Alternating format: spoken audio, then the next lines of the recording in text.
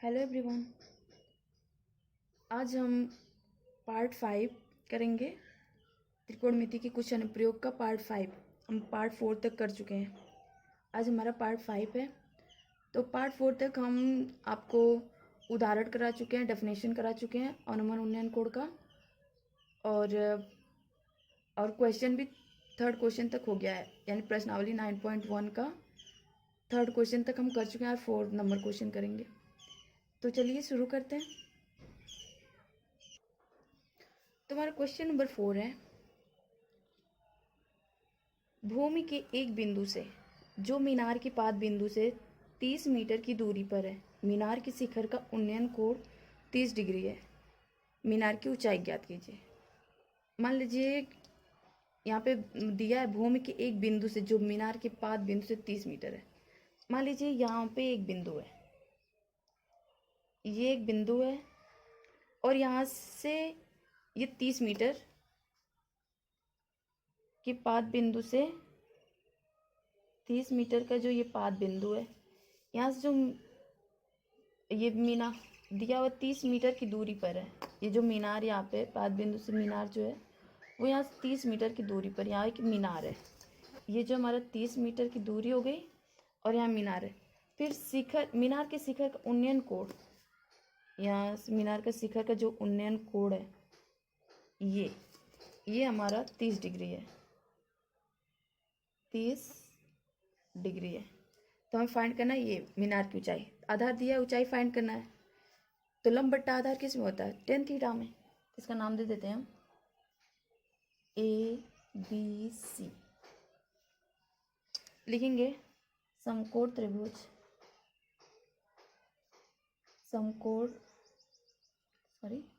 त्रिभुज ABC में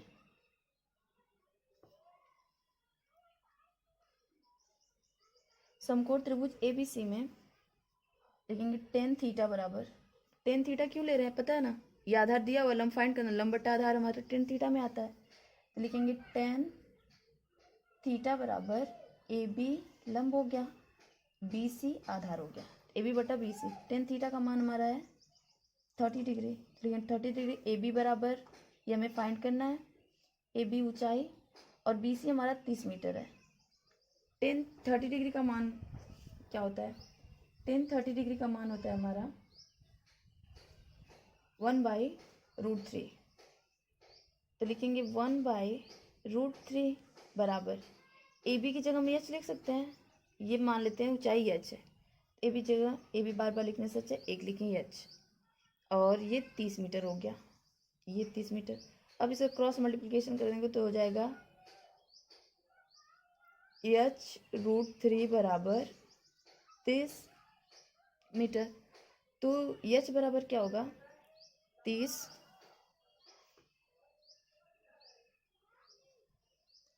और ये यहाँ पे आ जाएगा तो √3। अब परमेयीकरण कर देंगे इसका। परमेयीकरण आगे भी बताई हूँ आपको कि ये नीचे का जो रहता है यहाँ पे ऊपर भी ऐसे मल्टीप्लाई कर देते हैं सेम नंबर से, नीचे भी सेम नंबर से, ये ऐसे परमेयीकरण करते हैं। तो इसको जब मल्टीप्लाई करेंगे तो ये हो जाएगा 30√3 ऊपर का ऊपर, और इसका नीचे का नीचे से करेंगे तो √3 इंटू √3 का हो जाएगा 3, 3 से कट जाएगा 30 तो हो जाएगा ये 10 बचेगा, 3 दाव में 30 तो हो जाएगा 10√3 मीटर। ये हमारा ऊंचाई हो गया। लिखेंगे मीनार की ऊंचाई, मीनार की ऊंचाई बराबर 10√3 मीटर। ये हमारा आंसर हो गया। आई होप कि आपको समझ में आया होगा। अब नेक्स्ट क्वेश्चन देखते हैं। 5 नंबर क्वेश्चन है हमारा, भूमि से 60 मीटर की ऊंचाई पर एक पतंग उड़ रही है। पतंग में लगी डोरी को अस्थायी रूप से भूमि के एक बिंदु से बांध दिया गया है। भूमि के साथ डोरी का झुकाव 60 डिग्री है। भूमि के साथ जो डोरी का झुकाव है वो 60 डिग्री है। यह मानकर कि डोरी में कोई ढील नहीं है, यानी एकदम स्ट्रेट है। स्ट्रेट मतलब एकदम सीधा खिंचाव, उसमें कोई ढील नहीं है। डोरी की लंबाई ज्ञात कीजिए। आप लोग जब पतंग उड़ाते होंगे तो आप लोग देखते होंगे सीधा एकदम नहीं उड़ती है, वो तिरछी रहती है।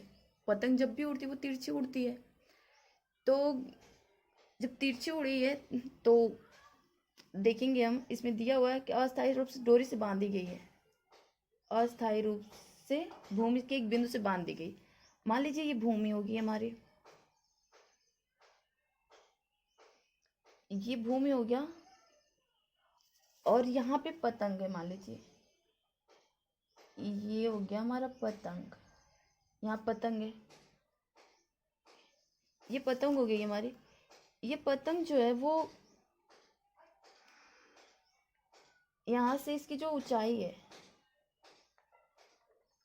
सीधे पतंग की जो ऊंचाई है वो है हमारा 60 मीटर, 60 मीटर इसकी ऊंचाई होगी। अब यहाँ से बांधी गई इसकी डोर, यहाँ से यहाँ भूमि में, तो पतंग जो हमेशा वो तिरछी उड़ती है, एकदम सीधा, एकदम सर के ऊपर तो उड़ेगी नहीं, अगर सर के ऊपर जब उड़ेगी तभी तो उसको सीधा बोलेंगे, वो तो हमेशा तिरछी रहती है जब भी उड़ाते हैं हम। तो ये हो गया तिरछा। अब ये पतंग के डोर का जो झुकाव है वो हमारा है 60 डिग्री, ये 60 डिग्री है।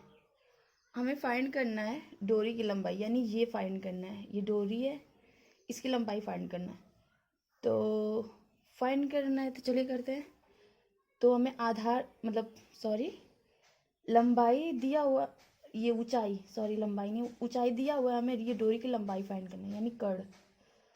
इसे फाइंड करने के लिए पहले हम नाम लिख लेते हैं इसका। ये हो गया हमारा ए, ये हो गया बी, ये हो गया सी। तो इसकी ये जब लंबाई फाइंड करेंगे तो ये लंब है और ये कड़, लंब बटा कड़ किस में होता है, साइन थीटा में।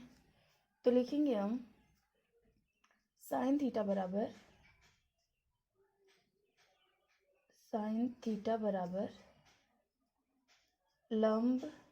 लंब हमारा ए बी हो गया, ए बी बट्टा कड़ हमारा हो गया ए सी, तो ए सी लिखेंगे। अब थीटा का मान हमारा है 60 डिग्री, तो इसकी जगह लिखेंगे 60 डिग्री। ए बी हमारा है 60 मीटर, तो 60 लिख देंगे, ए सी को ए सी लिख देते हैं। अब साइन 60 डिग्री का मान होता है हमारा √3/2। अब √3/2 और ये हो गया 60/AC बट्टा AC। अब क्रॉस मल्टीप्लिकेशन करेंगे तो हो जाएगा हमारा AC √3, और ये 60 का 2 में होगा तो 60 दूना 120, ये 120 हो जाएगा। तो AC बराबर होगा हमारा 120/√3। अब ये हम इसको करेंगे परमेयीकरण, तो ये हो जाएगा √3/√3, इसका इसमें मल्टीप्लाई हो गया तो हो गया 120√3 अपॉन, ये √3 का √3 में होगा तो हो जाएगा 3। अब ये 3 से इसे काटेंगे तो 3 चौक को 12, 0, यानी कि 40√3 मीटर पतंग की ऊंचाई होगी। लिखेंगे, ऊंचाई नहीं, लंबाई, पतंग की डोर की लंबाई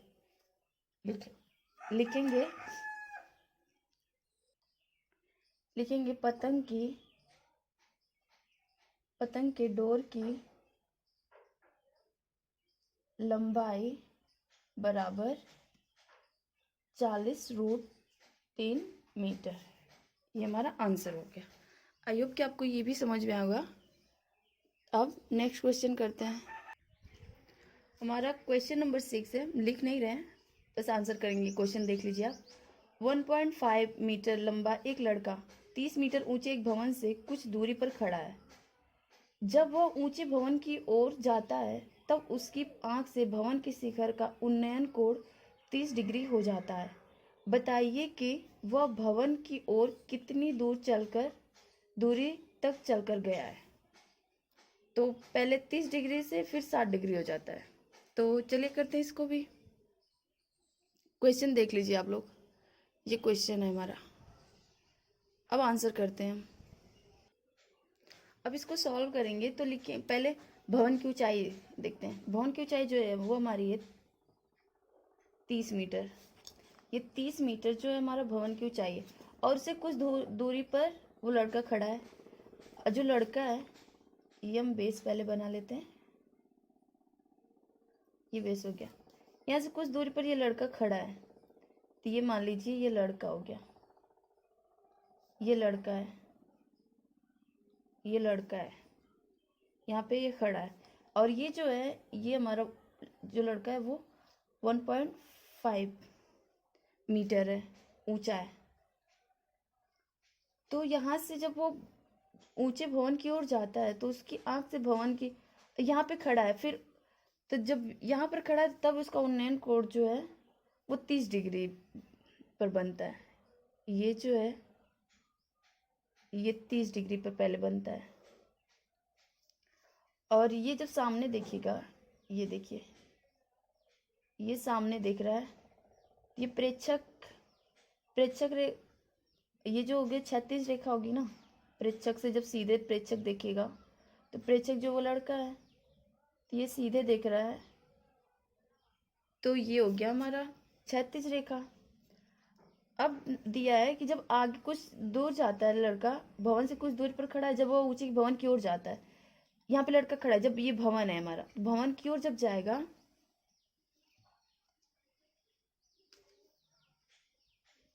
जब भवन की ओर जाएगा तो पहले तो ये 30 डिग्री था, अब फिर भवन की ओर मान लीजिए इतनी दूरी पर गया, यहाँ तक गया, यहाँ पे ये लड़का चला गया, यहाँ से अब यहाँ आ गया, ये लड़का यहाँ पे आ गया, तब जो कोण बनेगा वो 60 डिग्री हो जाता है।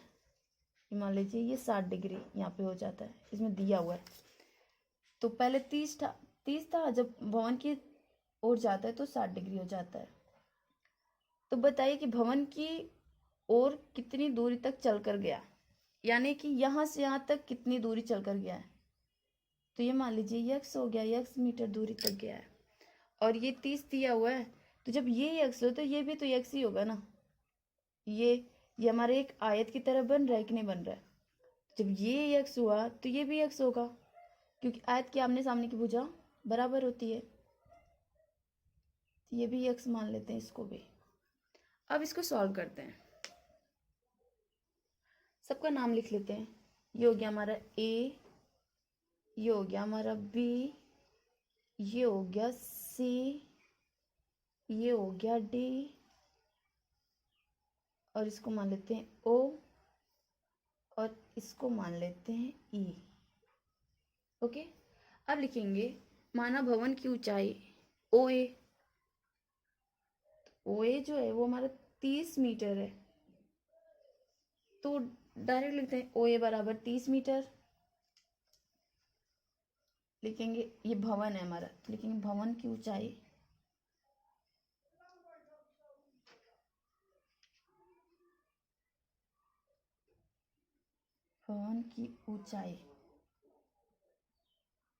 वो ओ ए बराबर हमारा 30 मीटर है, दिया हुआ है, ये गिवन है। अब लिखेंगे ये जो लड़का है बी ई, ये लड़का 1.5 मीटर है, 1.5, तो 1.5 है, तो यहाँ पे यह भी, ये जब यहाँ पे 1.5 है तो ये भी तो हो जाएगा 1.5 मीटर। 30 में से 1.5 मीटर हम माइनस कर लेंगे, तो इसको लिखेंगे कैसे, लिखेंगे बी ई एक लड़का है, तो हो जाएगा बी ई बराबर ओ डी, हो जाएगा कि नहीं। जब ये यहाँ पे ये और ये यहाँ पे लड़का है तो यहाँ पे भी ये इसके इक्वल हो जाएगा, लिख देंगे ओ डी बराबर हो जाएगा, ओ डी बराबर हो गया 1.5 मीटर। जब 1.5 मीटर का लड़का है तो यहाँ पे भी तो 1.5 मीटर हो जाएगा। तो लिखेंगे अब ए डी, ए और डी, ए डी बराबर हो जाएगा हमारा ओ ए माइनस ओ डी, होगा कि नहीं, क्योंकि इतना तक तो लड़का है, इतने ऊंचा 1.5 मीटर ऊंचा है और 30 मीटर पूरा भवन है, तो पूरी जब लंबाई फाइंड करेंगे तो कितना बचेगा वो हमें देखना है। तो करेंगे 30 माइनस 1.5 मीटर, इसमें माइनस करेंगे तो हो जाएगा 28.5 मीटर बचेगा हमारा। ए डी बराबर हो जाएगा, ये ए और डी जो हमारा बचेगा वो हमारा हो जाएगा। अब ये पूरी ऊंचाई थी हमारी यहाँ तक की, अब ये ऊंचाई जो बची वो हमारी हुई 28.5 मीटर। ओके, अब हम आसानी से फाइंड कर लेंगे। तो लिखेंगे ट्रायंगल, दूसरे पेज पे करते हैं, समकोण ट्रायंगल ए बी डी में। ए बी डी क्यों ले रहे हैं, पहले ये पूरा फाइंड करेंगे हम, ए बी डी यहाँ तक। तो समकोण ट्रायंगल ए बी डी में लिखेंगे 10, लंब दिया हुआ, आधार फाइंड करना, 10 ही लेंगे।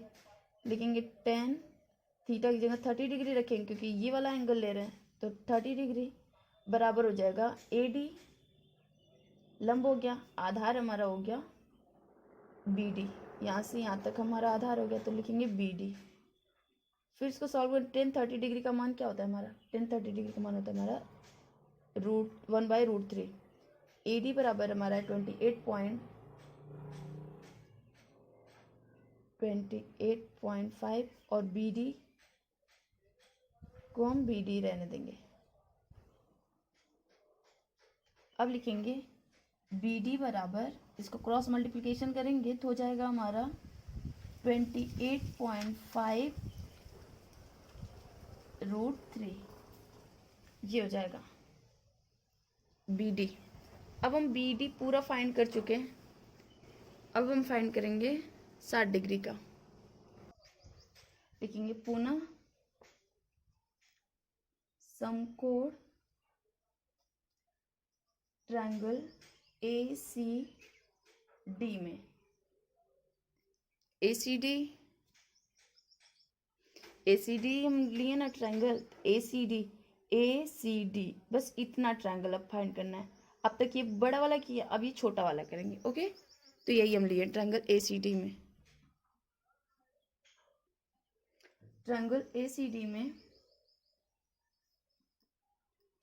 10, 60 डिग्री बराबर लिखेंगे, इसमें भी लंब बट्टा आधार फाइंड करना है। तो लंब हमारा था ए डी, आधार हमारा हो गया सी डी, उसमें था 10, 60 डिग्री का मान होता है हमारा √3, और ए डी हमारा था 28.5 सेंटीमीटर, और सी डी को ऐसे रहने, सी डी में फाइंड करना है। तो लिखेंगे सी डी बराबर 28.5, ये अपॉन में हो जाएगा तो √3, क्रॉस मल्टीप्लिकेशन कर परमेयीकरण करेंगे, सॉरी, तो जाएगा √3/√3। अब इसको सॉल्व करेंगे तो जाएगा सी डी बराबर 28.5√3 अपॉन, ये √3 इंटू √3 हो जाएगा 3, तो ये कट जाएगा इससे, 3 9 27, ये 0.1 बचा, तो 3 5 15, यानी होगा 9.5√3, ये हुआ।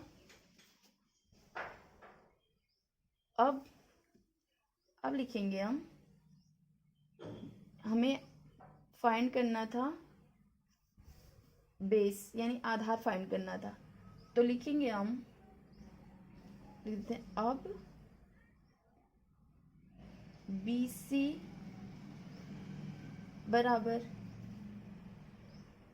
बराबर हमारा हो जाएगा B D minus C D. हमें बी सी फाइंड करना था ना, तो जहाँ खड़ा था लड़का और फिर वहाँ से जितना दूर आगे गया, मतलब घर की तरफ गया, उतना हमें फाइंड करना था। तो हो गया हमारा,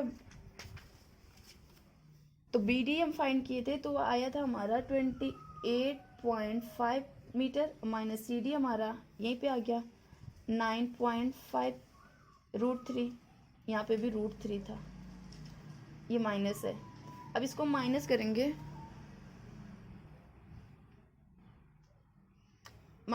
तो हो जाएगा हमारा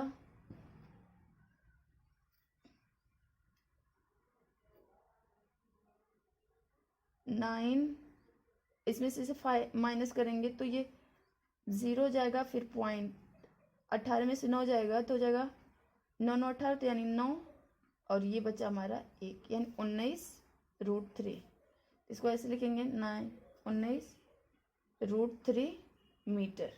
ये हमारा फाइनल आंसर हो गया BC। ओके,